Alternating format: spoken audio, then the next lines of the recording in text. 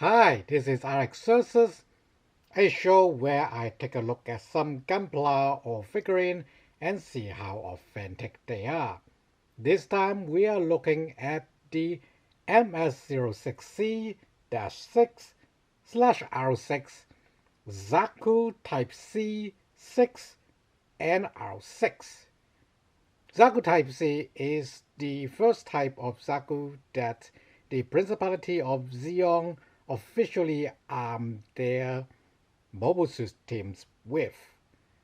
Previous models are used as testbeds and by the so-called seed pilots, seed trainers, and they went to do some warlike operation, and the Type C is the formal adopted for-war model for the Principality of Sion.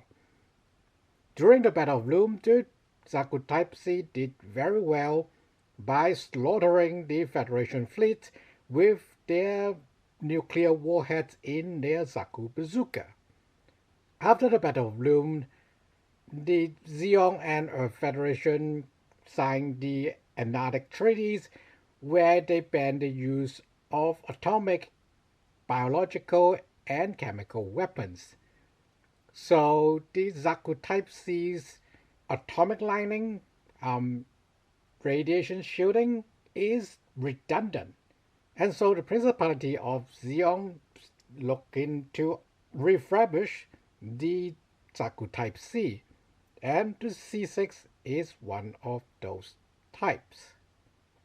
I'll be rating how authentic this kit's based on saga, style, action, gimmick, and absence. Style is how much the gunpla resemble its anime, manga, games, or other media counterparts. And for the Zaku Type C-6, it is from the Gundam The Origin, more precisely the Cruiser's Duan's Island sub-series. The whole series, at least for the animation, have 3D models built, and the model kit is also developed from those 3D models. That's why it is fairly accurate. Now the C6R6, as we will look into later, what's the difference between a regular C6 and a C6R6? It only appears in the Cruise Duan's Island sub-series, which isn't just one animated movie. There is actually a whole manga series behind it. And because the 3D model of the animation is based on the manga's art style, so it is also quite a decent representation of that. Now, looking from some decent distance away, you can see a lot of details. And you would think, okay, this means this kid would get an S for style easily. Not so fast. Let's take a closer look. First, let's take a look at the head. Now, it is sandwiched with the top half, the helm, combining with the mouth. You can see a seam at the bar there. And that is actually a very decent build. The extra lines added on it does not distract too much and somewhat realistic, since these are what Bandai used to put on their MG, so no trouble there. The pulse transmission tubes, conduits, are single piece soft plastic. Works well enough with panel lining. But then you see a gap here on the shoulder. Now, a lot of Federation suits still have this gap, and this gap does provide you the option to swap out the chest piece, as we will see later in Gimmick. But I would like to say that's not the best way to do it, and Bandai definitely knew that. Anyways, otherwise the chest is pretty good. While Type C's chest is basically the same as you will see with the Type F or Type J, but with the C6, it has a single hatch and a falcon gun on the side. You can also see the little RPG motors on the side of the chest. Xeon hoped to improve the Type C's gravity combat capabilities, but these will eventually go away. That's a separate topic. Pulse transmission conduits from the backpack to the belly, and then down to the skirts. Pretty nice details, except for this gap here. Now, in the right lighting condition, you don't really see this gap with a string of plastic hanging on it, but yeah, not every angle is perfect. Supposedly this helped the skirts to lift up, but we had older Zaku Gampla that does not need this gap. The thigh, inside, very nice embossed separation line. Outside, also embossed. And this gap at the bottom pretty much hidden by the pulse transmission cable, but even if you see it, it doesn't look out of the place. And yeah, quite a bit of sculpt on the thigh. The knee is also sculpted. And then the lower leg. The shin, no gap from the assembly, that's good. But to the side. This is rather old school looking from the inside, but okay, that's the inside. Let's look at the outside. But now the outside. I'm not sure what they're trying to describe here. Is the skirts near the foot supposed to have segment here and here, or this is actually one big segment that I supposed to do a seamless mod here. This gap isn't embossed either, so do I suppose to make this seamless? Flipping to the back, here is a assembly line, or supposed to be assembly line, but now it's just a sculpt. So yeah, it brings to question. I mean, you know, it's cheaper to do a simple front back clamshell, but with all this extra scope work, you would think maybe they should do the part separation along the scope lines. The foot, you can see the internal, that's gray, so with very well color separation, and the toe, well, most of the foot and the heel is in two pieces. That would offer gray action when we get to it. Fully sculpted foot, Bandai doesn't really miss that. And then round to the back. This is one of two backpacks of the C6, and this magazine box is also optional, but we'll talk about that in Gimmick. Very nice backpack, to be honest. Back of the skirt is nice. Back of the leg have nice sculpt as well. And then the arm. The left arm looks pretty good, at least from this angle. And the right arm, yeah, looks pretty good, at least from this angle. The ball joint for the shield showing a little bit, but no biggie, could be easily hidden.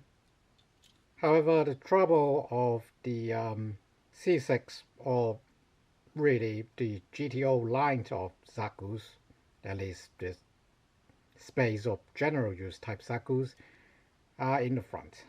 A rather archaic assembly gap in the middle with no emboss, and does not, I'm not sure why, but yeah, it doesn't melt quite well like the older molds. Also doesn't help is how many pieces they use for this forearm.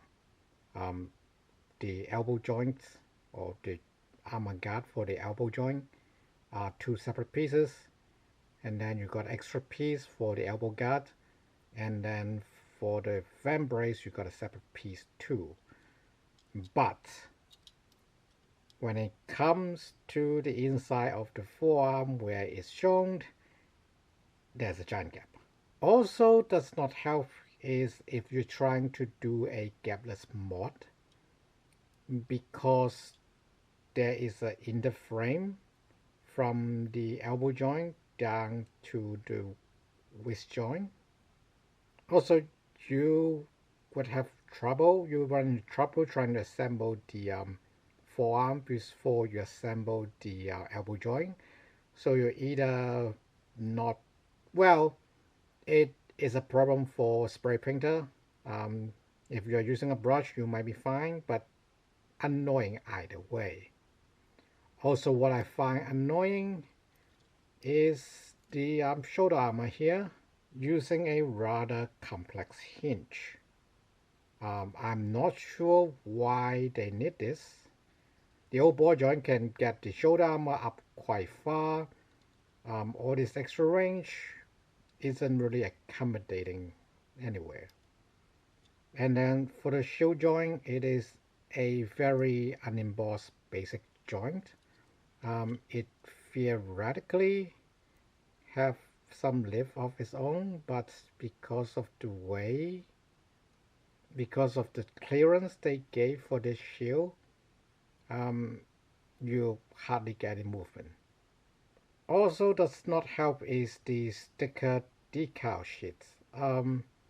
They stick better, but the opacity is off for the optic of the mono eye. Also very off for the optic of the weapons. You can see there are bubble forming on the edge because it is a flat piece of plastic film fitting on a small dome. You can see the inconsistency there. It's not opaque enough to cover places that is well sticked, and the bubbles would appear to be more solid in color. Here's the rest of the decal sheets. It is supposed to be for the Charles on fleet, the Flamel ship team.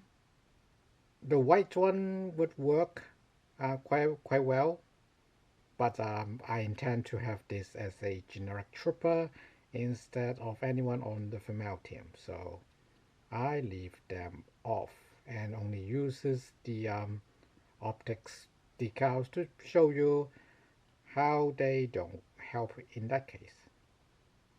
While we're at it, and yeah, this art for the manual is also based on the 3D models they use in the anime. So yeah, looks pretty close. So despite many detailed sculpt work went into the mold, the design of the assembly left a lot of gap, and even if you try to fix them, it will be it's much more difficult compared to the older kits, because for some reason the armor pieces needs to have a pick going through the frames for both the legs and the arms. The chest, you also have to partial assembly and fix them beforehand. So while there is a lot of details on the C6R6, the way the parts are designed left quite a lot of gaps, and those gaps are hard to fix because a lot of the armor parts, especially the arms and legs, there's a big peg going through the frame. You either sacrifice the stability of the build to fix them, or you are going to do some major modifications to make them work. That's why for style, despite how accurate the C6R6 looks, I'm going to leave it at A. Next is action. Action isn't just articulation, but also how useful those articulations are. Let's start from the head. The C6R6 have a ball joint for the head, and that goes to a ball joint into the torso, and there is a swivel in between them, but you don't get that much extra movement than a long joint. And like every newer Zaku kit, you can move the mono eye track. If I can find the tab. And then there is shoulder joint, a little bit more movement. Although for the C6R6, you are also covering the Vulcan gun at the front. So it makes you wonder if this joint is actually low accurate. The shoulder joint, basically just the polycap coming out. Not that is bad. And then you got another joint at the shoulder. So combined with the chest, oh, also this little thing blocks the left shoulder's movement.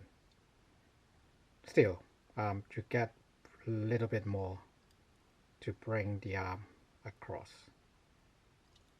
And then swivel for the bicep as usual, and 180 degree for the double joint elbow. Down to the hip, very good, relatively good newer Zaku hip articulation. This backpack really helps covering up the back. Skirts, like I shown, front skirt lift up quite a lot. Side skirts, it is a ball joint. Is a ball joint in a cylinder, so you pull out a little bit for some extra room. But yeah, even that doesn't allow you to move the leg all the way 180 degrees or 90 degrees to the side. Front, easy, and there's actually a swivel like Zaku 2FZ. So the C6R6 can sit very naturally as well. Down to the knee, double jointed, really only limited by the armor to a 100 degree, and then the foot, only really limited by the armor, and then there is a heel movement that isn't all that dramatic, to be honest. Yeah, but you know, it helps. It's extra detail. Thruster can actually move, so that's pretty cool. Shield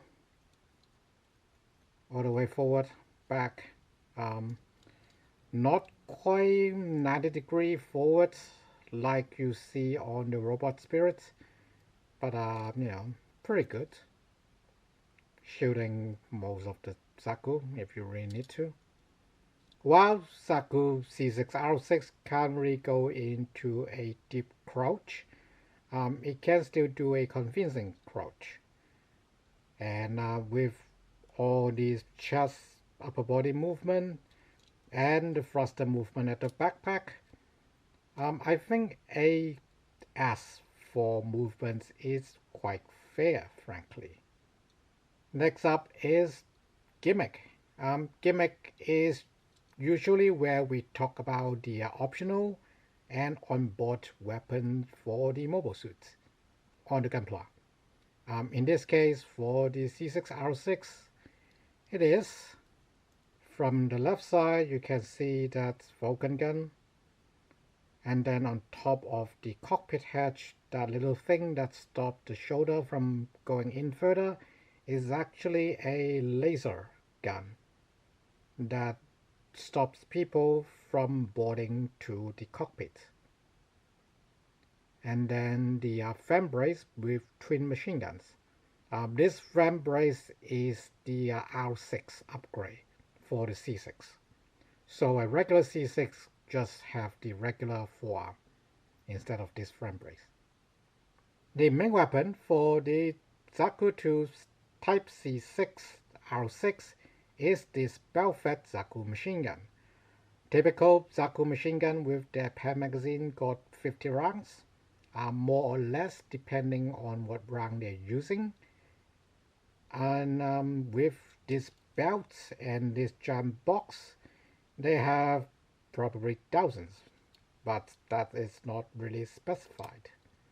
But later Xiong realized if we are going to strap a big box magazine at the Zaku's backpack, we may as well give it a bigger gun. And so this style of Zaku machine gun fell out of favor for the newer models. It have a movable optic, no sticker, movable optic, and a movable foregrip. So I can have a play around a bit, get the Zaku to hold up its machine gun, and the stock sort of work. Next gimmick is the Hithawk. This is in storage, and this is extended in use. You can notice the handle is extended and the blade is hidden for the stored version. And you can plug it in to the side of the skirt. There's also a hole at the back. It would also fit to the hole of the backpack if you really want to, but I would go for the side as they usually do. And yeah, just put it in the standard hammer fist, and here we go, axe and machine gun in hand for the Zaku. Next up, what we have shown in style, the anti-ship rifle. It is a really big rifle. It fits in the same trigger hand as the machine gun. Really nice muscle device. Yeah, with an optic, so that you can snipe ships from afar. And then another classic Zaku bazooka, fun grip, again movable, and then the regular grip can swing, so that Zaku can grip it more naturally, and then movable optic. Now you see a giant trough here. That is because for this version of the Zaku bazooka, it is magazine fed. So you can put a magazine in, and there's these tabs on the side of the shield that you can attach the bazooka's magazine on the shield. There's this bazooka clamp. You can plug it at the back, although the backpack and the belt would probably run into it. So I'm going to plug it to, yeah, there's a belt on this side.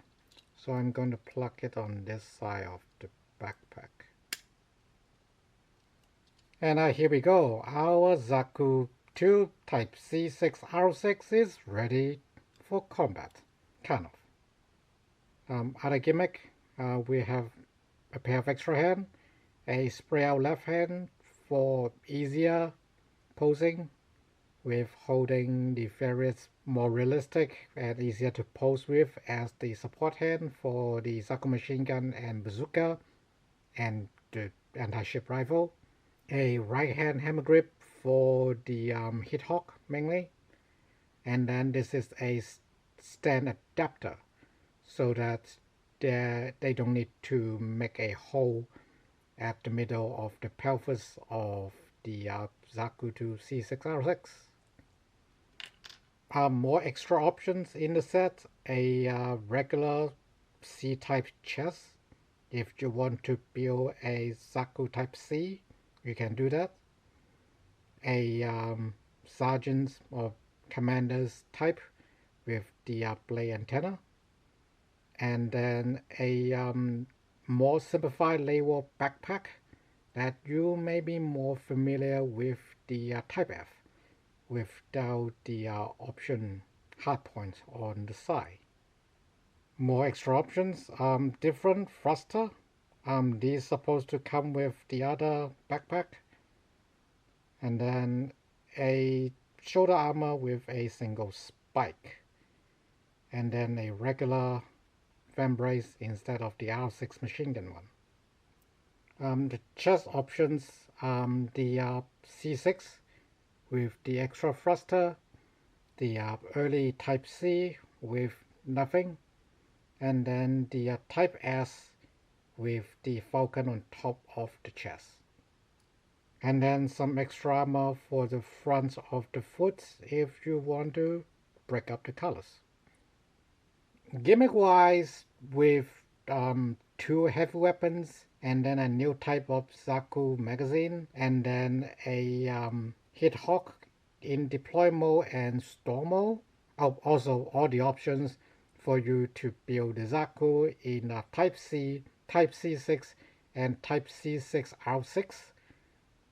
I have to give this kit S in Gimmick. Plenty of options.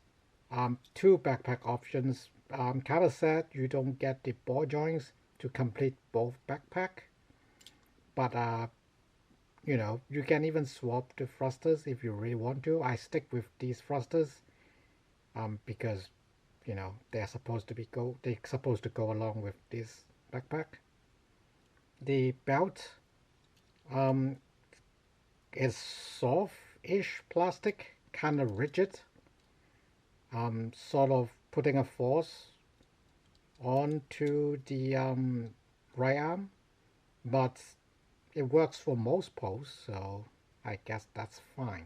And then, you know, removable magazine that can also attach to the shield, that is a big plus.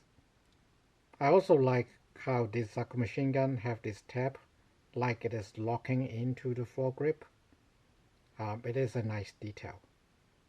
So with you know, nearly perfect style, supreme action, pretty much, and then very good sets of weapons and gimmicks and options, you would think there is no absence for the Zaku to C6R6, which, well, I would incline no as well. First thing first, I think this is the only Zaku 2 kit that you don't get a classic pen magazine fed Zaku machine gun. Most kits have one, and some kits like the Zaku 2F2 would have 2. Okay, fine. Zaku 2FZ have its own special Zaku machine gun, but still, that thing is sort of its own thing. Still, making it one of the very standard Zaku 2 without that machine gun. So I think that it's an absence. The other absence isn't quite the C6 fault. There's no option for building a Type C without the chest falcon. That is a separate kit altogether. If I get my hand on that kit, I will also take a look at that kit as well. But as far as I can understand it, this chest piece with a Vulcan gun, is the whole reason that this kit exists. If Bandai just lacked the foresight to, you know, include this chest piece in that kit, when they release this kit, they may want to make the kit more different. From what I can tell, I guess we do have this new shoulder piece, but Bandai can easily design a shoulder piece that people can put spikes on the side or not, like they did have something similar beforehand. I cannot give this kit a S for absence because it is so close from getting everything right. Is it this kit's fault? Not really. It's all the whole line or the whole GTO style Zaku's kind of problem that Bandai sort of shoot themselves in the foot with. That would be a whole different topic. But yeah, I am being a bit harsher on this one because it is a newer kit. Although it is nearly a decade old at this point, it is still not newer from something that is like, 2 or 2.5 decade old. And those older kits definitely had a lot of aspects done better. A quick recap, these kits have very great scopes, making the Zaku 2C looks more realistic, and like a real machine with some fine details like the apogee motor and on the chest. But there are some unsightly assemble gaps that I think should take priority over fancy details, especially with the new architecture they given to the GTO Zaku line, where these armor parts are way harder to be seamless mods before assembly. You need some major modifications, more so than the older kits. I have to knock the style of this kit down a peg, so it gets an A. Action, double jointed elbow that can flip all the way up, double jointed knee, not quite all the way, but still pretty far, movable heel, and then quite a wide range for the foot itself, with a ball joint on the bottom and then a hinge on top with side swivel. Also, the thigh got an extra front rotation, front swing. So easily gets an S for action. For gimmick, deploy and undeploy hit hawk, combined with the bell fed, very detailed with a lot of movable parts, Zaku machine gun, removable magazine for the bazooka with a clamp that can go onto the backpack or the back, and then the magazine can be attached to the side or loaded into the bazooka. And then on top of all those, you still get the anti-ship rifle, useful extra hand for melee weapon, and then easier support hand. I have to give this kit an S for gimmick. And then finally, certainly least, is absence. With how much this kit already did, it is kind of sad that it is not the one kit to be all early type Zaku 2. And how close this kit is getting there is kind of frustrating. And that's why I will knock it down to A. So the verdict for the HG GTO 12144 Zaku 2 Type C C6 R6 is A for style, S for action, S for gimmick, and A for absence. Overall, still a very good Zaku kit. You get quite a bit of spare parts to customize your other HG GTO Zaku with. You also got other weapons that you can share with your Zakus from other line because the hands were coming from there. The details makes this kit almost better standing and in some certain static pose than actually playing around with. But I don't regret of buying it or two. Like I said, pretty much all Zaku come with the classic Zaku machine gun and it's the right scale. This hand is coming from the older kits. so they will fit as well. So, just snag one from them. Thanks for watching. See you next time.